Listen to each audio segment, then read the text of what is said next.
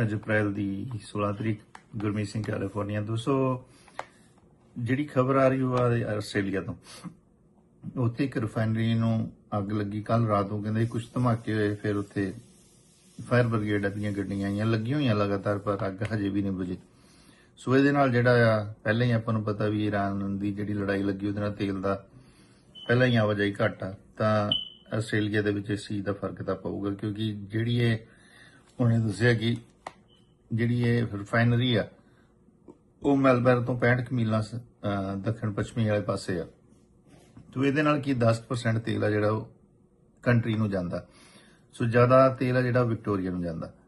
ਤੋ ਇਹ ਤਾਂ ਹੋਊਗਾ ਕਿ ਜਦੋਂ ਜੇ ਇੱਥੋਂ ਰਿਫਾਈਨਰੀ ਇਹ ਬੰਦ ਹੋ ਗਈ ਤਾਂ ਹੋਰ ਪਾਸੇ ਤੇਲ ਆਊਗਾ, ਤਾਂ ਉਹਦੇ ਨਾਲ ਦੇਸ਼ ਦੇ ਵਿੱਚ ਤੇਲ ਦੀ ਕਿੱਲਤ ਆ ਸਕਦੀ ਹੈ।